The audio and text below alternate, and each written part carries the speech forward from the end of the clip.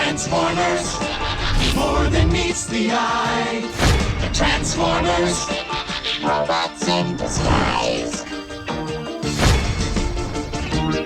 The Transformers, more than meets the eye.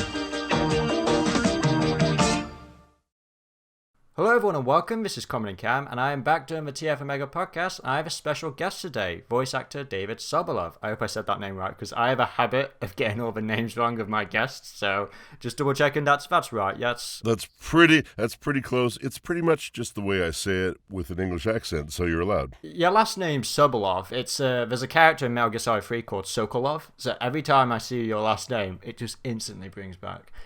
My last name is a made-up name. My grandfather came to Ellis Island in the U.S. I'd moved to Canada, a couple generations later, but he was in the U.S., and they didn't know what he was saying. They just put down a lot of O's. But he had no idea. But like, yeah, let's just go with it. Why not? Yeah, exactly. And he wasn't going to say anything. He wanted to get in the country. He wasn't going to say anything. He just wanted to get, he just wanted to get there. Well, it's really great having you on this podcast. I've been trying my best to sort of venture out with voice actors and writers just to kind of let my audience know at least what the world is like of Transformers inside. And you've done a lot of Transformers stuff throughout your time. 3 notable characters. While we get into that a little bit later, I just want to kind of treat this like a conversation, like how did you get into voice acting? And that's kind of where the first question is, like what made you want to get into voice acting or like an actor in general? It found me. I was doing some stage work, and an agent came up and said, come do villains. And I just started doing that, and that was about 25 years ago, and I've been doing it ever since. Kind of like you felt a thingy a little bit like, yeah, okay, I'll just go ahead and just do it. Well, when you're working in the arts, you have a goal about specifically what you might want to do, but it changes. If you want to make a living, you have to go with what people are willing to pay you for and what you also love. If those two can come together, and for me it has, you're very lucky, and it did come together for me. I was doing musical theater. I was doing some touring with a cappella groups. I was playing French horn in small groups. I started out as a music major in university in Vancouver, working in French horn, and then eventually this kind of gelled for me. This is the thing in the arts that really gelled, and I'm glad it did. It worked out great. Well, that kind of leads into the next question then. How did it feel getting your first gig? Like, okay, you've been asked to do this job and you're in there, you're doing it. And what's the feeling like of like, okay, I've done this? The first big gig was a series called Vortec. Yeah. That was 1995 or 1996, and that was with Sue Blue as the director, who also directed me on Beast Wars. And I didn't know any better. The first day for work, I showed up with really well dressed and overly dressed, and it quickly became a problem because, of course, you're playing the character, you're doing the fights. It's a big character, and I needed to be in shorts and a t-shirt for that. I quickly switched to more comfortable clothing a session or two later. Yeah, I can imagine just instantly like wearing a necktie or something and just sweating like a tomato suddenly in that recording booth. It's like, oh, it's Sue Blue. I have to dress up for her. Yeah. Sue Blue, you've got to be sure you're prepared to do the job properly. It was funny. Well, this kind of falls into a fan question. I've asked a lot of people on my Facebook, on my YouTube page, of like, what questions do we want to ask you, just within Transformers and just like as you as an actor. And Spartan1138 asks, what was the biggest kind of a challenge in the voice acting? Like, what was the challenge for that? The challenge doing voice acting, aside from, of course, making sure you're not just doing voices and you're actually acting, telling the story, are when characters are really vocally stressful and you have to do a lot of screaming for a long time. Very hard to maintain the character, very hard to not hurt yourself. And I have in the past had to learn, my limits, because I am human. In fact, you're not a super being. Well, in fact, in Bumblebee, we really had to take our time because that first big line. Did you think you could hide?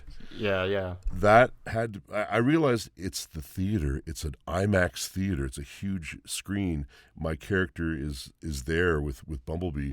It has to be enormously huge, and to do it enormously huge. It's almost different than television. You have to have an even bigger performance, and we were doing a lot of resting. There was a lot of screaming, and a lot of breaks. I definitely saw stars a couple times, and that wasn't Tom Cruise. That was stars, because I was, really working hard on that one. I wanted to deliver as exciting a performance as I could. And your performance really shows, because that's a short scene as well. Blitzwing, unfortunately, no spoilers alerting, just a massive sign going across now, doesn't last that awfully long. Well, we didn't do it straight together. That was a short scene that took a year to put together. There were rewrites, there were changes, and when I first did the scene, the initial Cybertron scene didn't exist. Yes, yeah. It went through a lot of script changes. I was like, okay, now because there's a lot of like mysteriousness behind the continuity at the minute. Some people not quite sure of, but yeah, we definitely know that there were changes, massive changes, especially with that Cybertron scene. Which is great. You're sort of finding out what works, what doesn't, what you want to add, and I think it was really successful. I love the film. I think Travis Knight did a great job. Definitely one of the critically acclaimed Transformers films, and it really just stand out because there was a lot of heart to that film that the Transformers movies kind of had at some points, but it never held on for it long enough to kind of like feel the characters as characters. And I was going to say about Blitzwing in particular, what a massive presence that was. I have this habit of like having the scenes, like I listen to the scenes again with my earphones, and every time Blitzwing comes in and he transforms and he says that line, did you think you could hide? It felt really like, oh God, we're in for trouble now. Like this, with your voice, behind my voice, that's just like, oh God, Bumblebee's kind of in trouble now. I really hope people heard the emotion in that scene. We put in some backstory that didn't even exist in the film to give him a story with Blitzwing and Bumblebee that would be compelling for Blitzwing, so that it would really give him motivation to go in and get him and just confront him, and just feelings of betrayal and stuff like that, so that you could hear something in it. It wasn't just screaming at him. There was some context with that. For fans who are not aware of it at home, are you allowed to share more light on that kind of background between Blitzwing and Bumblebee? Well, it isn't a real background. It's one we made up. Oh, okay. I don't even want to talk about it much because it's not something that actually happens in canon.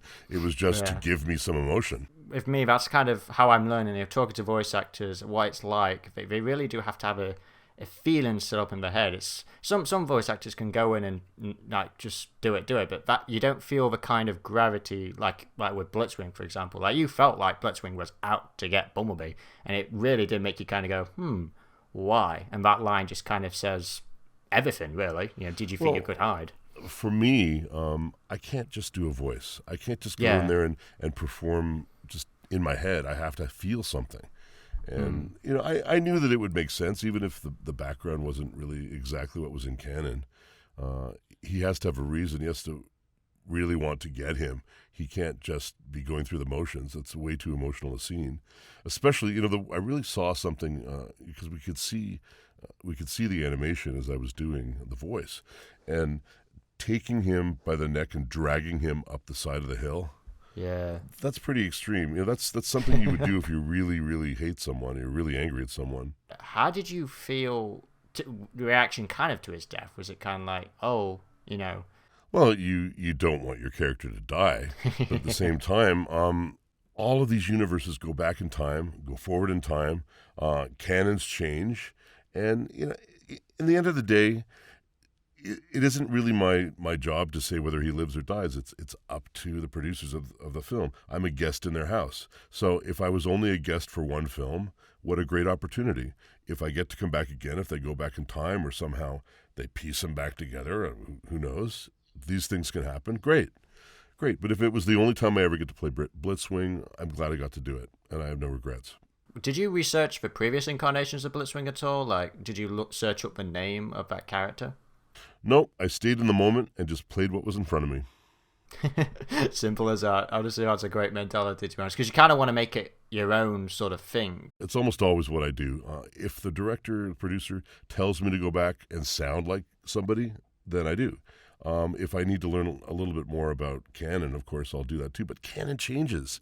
Canon in comics versus TV versus film, and I can be getting the wrong canon. So I don't even bother. I just sort of read what I have in front of me. Well, I have another question now from Lord Max, and he asked, "What is the character that you enjoyed voicing the most?" And this is not just from Transformers, but from all of your work. Well, if I'm at a convention and I'm asked that question, I always say, I love all my children equally. Yeah, yeah. But I mean, definitely there's some that stood out. I think Blitzwing was one of the best. All the Transformers characters I got to do, those three were really highlights. What else did I really love? RoboCop was a lot of fun back in the 90s. Not that many people saw that. But one of the best ones was from a show called Kaijudo that almost no one saw. It did not really air very widely. It was on a network called The Hub in the States that was only around for 4 years. And, Yeah. it just had a lot of heart. It was one of those bad guys that had a lot of good in him. You know, he wasn't really bad, but people thought he was bad because he was big and blustery. And to be able to play different levels is great. I was looking up more of your television sort of appearances as well, and unfortunately, I'm afraid to admit it, but I actually don't watch the TV series Flash. But I know that you voiced Gorilla Grodd in it, and I've watched a few scenes with your voice there, and I gotta admit, that is a hell of a voice. That just absolutely, because I know the character of Gorilla Grodd, and I've never really kind of had a distinct voice in my head. You know, there's been different kinds of takes on it, but yours, just right off the bat, you know, just watching a few clips from episodes alone is really, really good. Like, how did it feel getting into that particular voice? You know, Gorilla Grodd of all characters. Well, again, I make sure that there's a human element to it. He doesn't know he's a gorilla at first. And Yeah. especially in the first couple of seasons, his consciousness is developing, and he's sort of realizing he doesn't know where he came from, really. I mean, he knows who raised him, but how he became who he is just a mystery.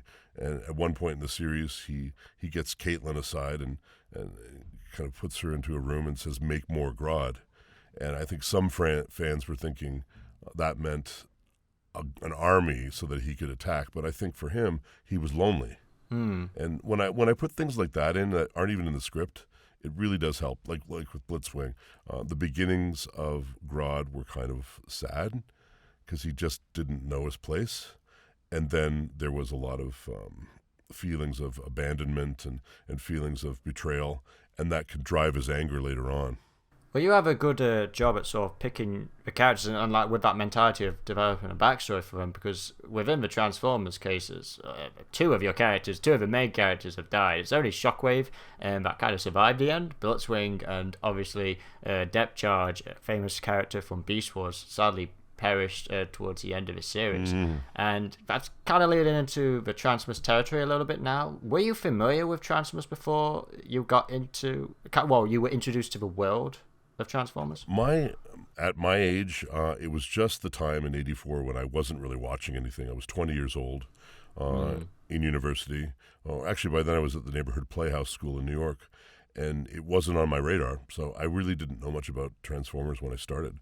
When we did the audition for Depth Charge, it was a 40-minute audition where we built all the different layers of the character that they wanted.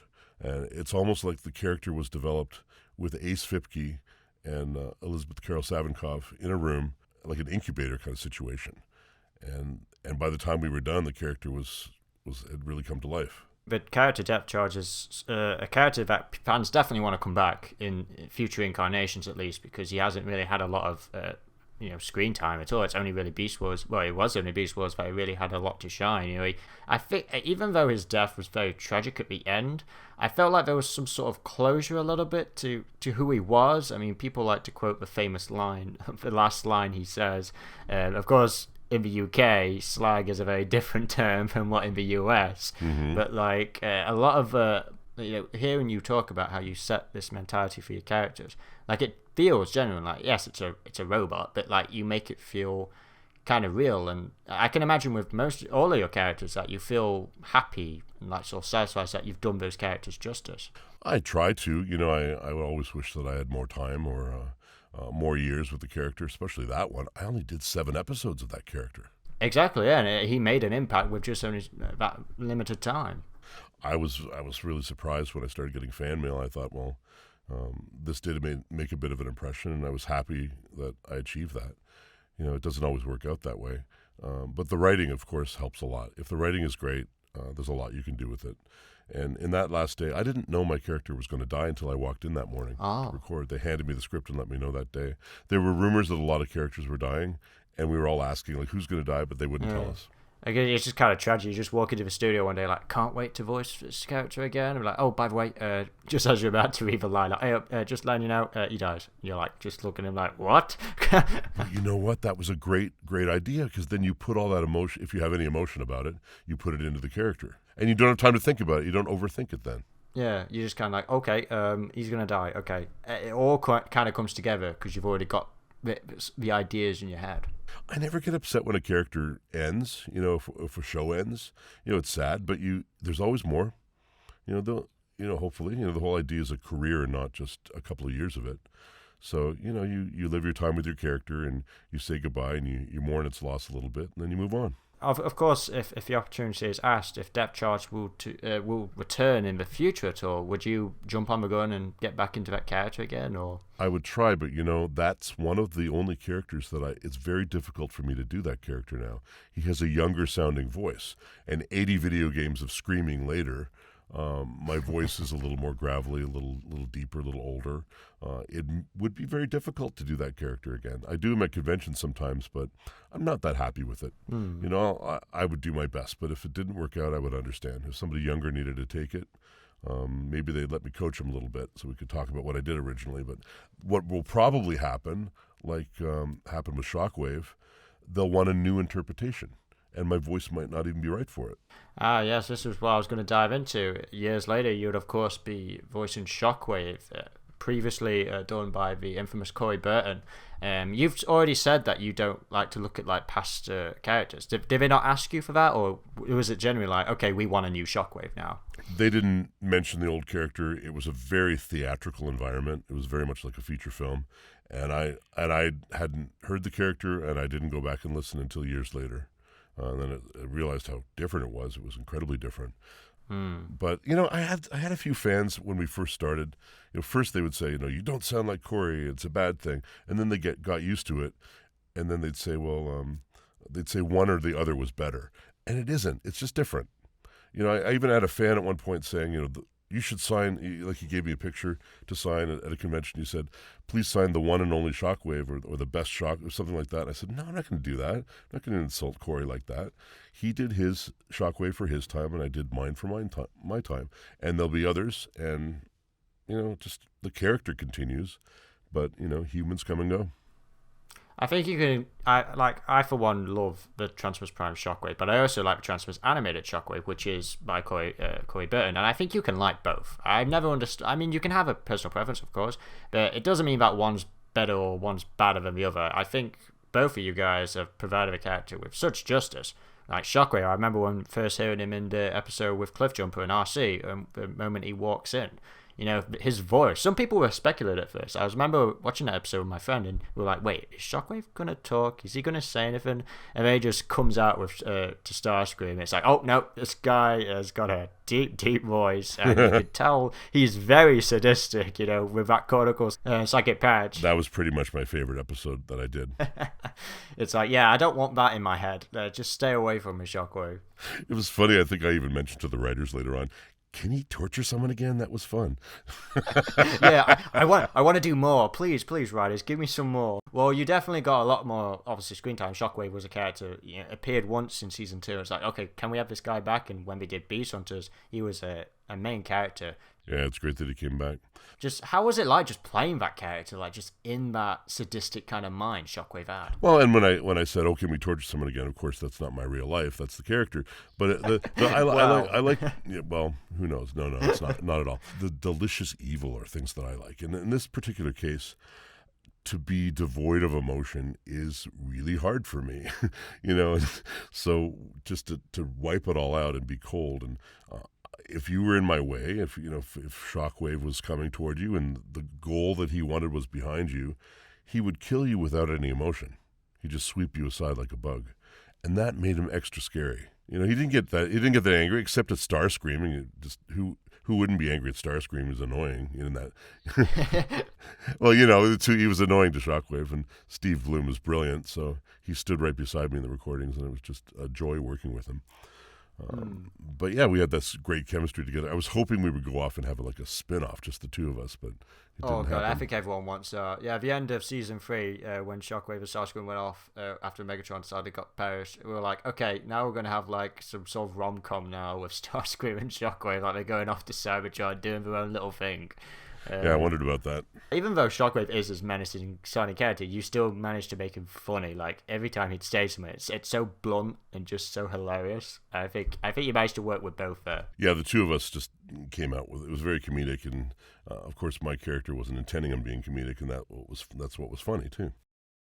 Kind of diving into that voice actor sort of gear up for that a little bit. Like with me, it's like I know I'm a good person by all means, but I think there's something with the particular voice actor that likes to go in that dark path and have that evil kind of writing, because you can't walk around the street obviously and talk like Shockwave or talk like Blitzwing or whatever. And I think I feel like it's always a good feeling for voice actors to be able to kind of have an excuse to be evil, with the voice, with the acting, with people like the Joker, Heath Ledger, etc. And do you kind of find that really enjoyment, like I said before, like emphasizing more on being the bad guy? Like, do you like to play bad guys more than good guys?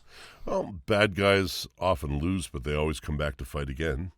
That's good. But bad guys, there's a lot of substance usually. There's a lot of psychology going on too. Like, why are they bad? Exactly. Yeah. Why are they bad? And when they explore that too, that's a real bonus.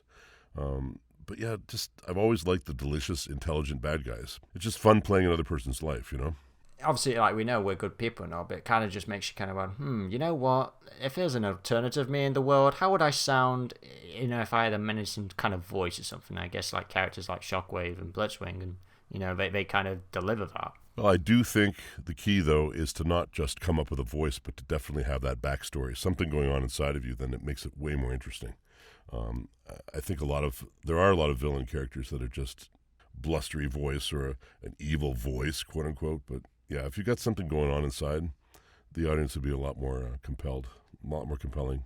I kind of wanted to end into a more different kind of question now. You've done obviously video games, TV, movies.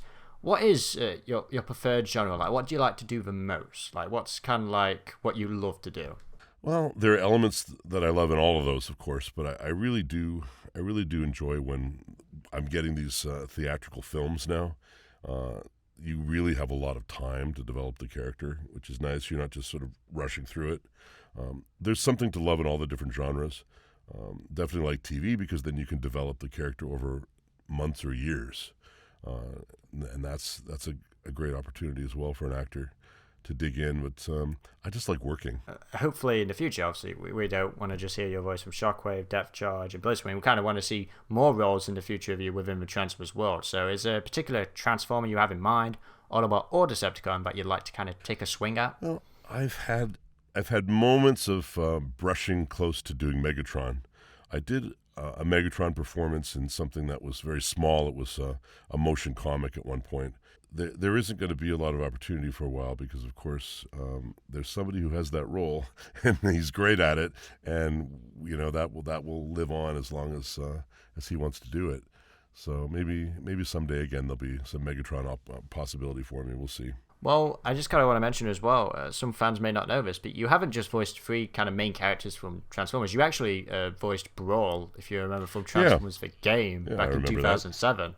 That's another good voice. Some people kind of go, oh wait, he's actually, and it's also some Viacons as well, as it's listed from Transformers Prime. Oh yeah, they'll occasionally, if you're in there already, they're going to give you incidental characters. So you'll have the Brawl was not an incidental character, but a lot of the other ones that you'll see listed did or did not exist. Some of them the fans have added, and it didn't happen. Like I think on Beast Wars, I didn't play anything but Depth Charge. But I think there's somewhere listed that I played 1 or 2 others. Now, the fans may disagree, and maybe I just don't remember. But I don't remember doing any other parts. I'm just looking at it now. I didn't even realize you were in Daredevil as well. You played the voice of Stone. Yeah, it wasn't credited, but I loved it enough. I wanted people to know about it. And there was Stick and Stone in one of those episodes, and there was the back of a fellow. You didn't see his face, and they had me come in to do the voice. I mean, I even looking on your IMDb page, you were also in Alita Battle Angel as well. Yeah, I just worked on that. It's kind of a RoboCop kind of character, the Centurions, the law enforcers. I really like that film. It came out. I went to go see it, I think, within the first week. And it really is one of the most underrated films I think that's come out in a long, long time. I agree, underrated. I thought it was great, and I don't think it had as much love as it could have had. Yeah, I mean, I was looking at like it needs to make so much amount of money for it to be financially successful, because I really want a sequel to that film. I know it was worked on for a very long time. Like James Cameron was working on it for a long. Like it took a while for that film to get made, and I just kind of hope the payoff was just a bit more extreme. I mean, of course, there's been a lot of movies coming out recently, especially with Bumblebee. Kind of diving into that question a little bit, how was it like watching that film for the first time, like seeing that all come together, with your character, but just like the film as itself, what Travis Knight delivered? I thought it was a beautiful film, and it really was evocative of films back in the 80s and 90s. I noticed Steven Spielberg had some involvement in it, and it definitely had that feeling. But Travis knows what he's doing. He's done a lot of animation work, and he's great at story, and obviously great at emotional content. So, I'm glad that that's been a big springboard for him, and I'm sure we're going to be seeing a lot of him in the future. Oh yeah, he definitely has taken interest in potentially doing more. Of course, he has an animation studio, which he wants obviously to be a big focus as well. And I hope in some way Blitzwing does somehow manage to get reconstructed, kind of similar to his Generation 1 a little bit, because unfortunately he didn't actually triple change in the film. He did with toys, but we only saw him as a jet in the film. Yeah, I noticed that, didn't they come out with a toy initially that did triple change, and then they realized he didn't triple change in the film? Yeah, I don't even think there's a triple change toy, but I know there's a triple change of him as a jet, but they're separate figures, like they're separate toys. They're not actually, there's not like 2-in-1 kind of situation. Yeah, definitely something out of a voice actor's realm. We don't get to decide these things. Regardless, he still came in like a badass. The G1 kind of aesthetics within that film. People, regardless of the debate with Blitzwing on how he looked, for etc., he looked cool because he had. I think that's what Travis Knight did so well. He managed to capture that look that everyone remembered, like back in the 80s, while modernizing it up a little bit. Well, I just hope everybody enjoyed it, and they want more, and we'll see. Hopefully there'll be more. Yeah, hopefully you'll be back as well, voicing a different character in some capacity. Yeah, we'll see. I'll jump in whatever they want me to do. Now, a lot of questions on the community tab are kind of the same, but I'm just going to read this out because it's just kind of just funny to read out, and obviously you don't have to answer it. You could just laugh. But Father Cosmic says, "Why is he private on Instagram?" Oh, I can answer. I can answer that. I had one day 1,000 fake followers follow me in one day. And I'm like, this is out of control. I want engaged fans. I want people that want to talk about my work. I don't want, bots from somewhere. Yeah. So I thought I had to make it private. And I approve almost everybody. I just want to make sure that you're real. Yeah, just so you're not fake and you're not like some sort of robot. No pun intended, obviously. But like still. Yeah, but after that happened, I couldn't leave it open anymore. But please at Foloboss, come on and say hi. You're almost guaranteed of being accepted. I don't really, unless you're not real, you'll get accepted. As long as you're not a robot, hey, you can follow him all you like. If you're a robot in disguise, I'll even take you. I had this question that popped into my head. Who has been your favorite voice actor to work? I know you mentioned Steve Blum, but is there any other particular voice actor that you've had such a treat working with? Well, there's lots, but Steve is the best. How can you not love working with him? And I don't get enough opportunities to work with him. There have been other opportunities where we weren't in the same room. There's a video game we did. I'm trying to remember. Guild Wars 2. We did some scenes together. Oh, okay. Yeah, I mean, John DiMaggio, Peter Cullen, of course. Oh, what was that like? Well, having Peter Cullen, Frank Welker, and just the Transformers Prime cast was a dream team, and a great education every time I went in there. Everybody was at their best because you were with the best. That was one of the best experiences of my life, I'd say, just because the quality of the people in the room was incredible. They did all record together, didn't they? Because I watched sure behind the scenes. Yeah, I watched this behind the scenes footage where, because mostly they just do separate. It's just a person in the booth, and you have to sort of play off with no one in the room. And I guess that's what I was going to kind of ask you. Do you prefer, being with the voice actors, like doing the scene together, or is it like you'll just get the job done regardless? No, I really want the people in the room. For television animation, usually the people are in the room if they can get them. Transformers Prime, more than any show, had almost everyone there. Rarely was there what they call a scratch. voice. It was almost always everybody there, and that made the show so much better.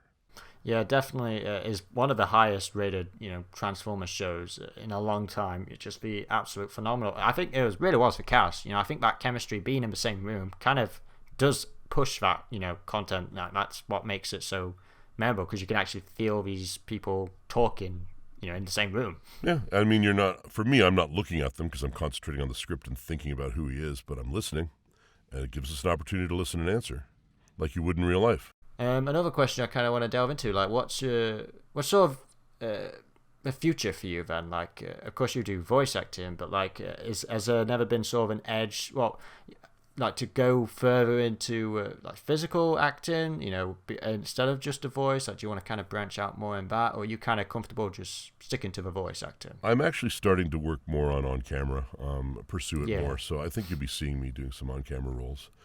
Voice acting, I will still continue with. Especially love it. Not as many games. Games are just very, very tiring. I enjoy them, but the screamy stuff is not going to be a huge part of my future. Other than that, just wonderful characters when I can find them. I want to keep working, so there's going to be a lot of stuff, I hope, in the future, and we'll just see what the future holds. You don't know. Yeah, just by scrolling down the video games, you've definitely done a lot. So I think it's time, obviously, to see you on camera. I think you've covered the area pretty well, I'd say. Yeah, after a while, you realize you've been around a while. Your credits start building, and then you wake up and you have 100 credits. Like, oh, how did that happen? Because I was lucky. I kept working. Like, how's things been going recently? Obviously with the end of Bumblebee, are you constantly working? Is there ever a time for you to just take a break? Well, there's ups and downs in terms of volume. Lately, you're going to see Guardians of the Galaxy that I've been working on for several years. There's more episodes coming out soon, and that's been a lot of fun playing Drax. I have a lot of times actors have to sign non-disclosure agreements, so there are a few things coming up, but I can't talk about them. Yeah. So life continues. It's not. I don't have any other series right now other than Guardians of the Galaxy, and of course Ben 10. You'll see some new episodes of Ben 10 that I recorded as well. As this Vin Ethanol character. It's a Vin Diesel spoof. Well, it's safe to say we've not heard the end of David Sobolov. You're going to continue acting, hopefully until late, because that's, if I ever branch into that, I'd continue acting until the day I die, really. Like, I never want to retire or anything, just keep on working, I guess. Kind of why I picked it. I picked it because I knew if as long as I had a brain, as long as my brain was still functioning and I could still see the words on the page, I could do it. It's something that you probably could continue on even after on-camera acting. Well, kind of a fun question now to sort of ask, just kind of the last one, really, before we wrap this up. If it wasn't for voice acting, if it was for musical theatres, all that kind of stuff, an alternative universe of David Sobolov, what do you picture he'd be doing for a job? I would either be a cellist or I would be working in an antique shop in Oregon. I'd have a little antique shop in a little tourist town. My hobby is collecting antique product packaging. There's a museum of brands in London, and if you go there, that's the kind of stuff that I collect. How did you sort of get into that, like, as a hobby? Like, started when I was 10 years old, and it never got boring, so I kept doing it. Kind of like the same with me with action figures, really. My mum's like, they're just toys. I'm like, no, they're collectibles, mother. There's a difference. There is a difference. I mean, I think it's great that people love you for the stuff that, like, with Transformers, with Shockwave, with Depth Charge and all that kind of stuff. But I think it's always good to know sometimes for voice actors themselves, like, just to kind of like how they build their craft, instead of just, yeah, this is one thing to end it off on, like you were saying before we started. When fans meet you, what do they quote the most? Like, what do they always want you to say? Well, they don't tell me, but they definitely respond. I would say, "You are logical." You do that, or the gorilla Grodd. They want to hear that. Grodd, hate banana. It's almost whispered, and then just blow it way up in the equipment. I'm really trying my best not to kind of fanboy out and be professional. So that was just like amazing, just sort of putting it out there. I like. It's fun to do it in people's ears, just the quiet ones, just before a picture snapped. And the reaction's great. What, are you sure about that? Do we not just look at you and kind of walk away a little bit and like, okay? Well, no, it's quite the opposite because they've only heard this on television or in a film, And it's funny, the one line I can never do in person, did you think you could hide? That can't be done outside the studio. The police would come, eardrums would be blown. You can't do that in public. It's just like the whole convention would go silent, like, what's going on? Somebody's hurt. So I just do the quieter lines, I mean. That line definitely is one of my favorites. Just how he enters I think it's really an iconic moment in the film, because it's like, it just shows you how, things are different. Like, Bumblebee has to get out of here quick or find a way to stop him because he means business. I could see the way they animated it too. It may have already been like that, but after I said that line, he knew he was in trouble. Yeah, I think so. Yeah, it's definitely his face expression. Like, Bumblebee's just like, okay, I gotta sort of do a good kick now and stop him. Yeah, he was a good fighter, though. Well, David, it's just been really great talking to you. It's really good getting to know the actors. It really helps me a lot as well. Hopefully in the future I get to do similar stuff to your work, with acting and stuff. So it's really always a treat talking to someone who's in that business. And I think for a lot of people at home as well, it's kind of an ending note then. What would your advice be for people who want to kind of branch into this kind of business?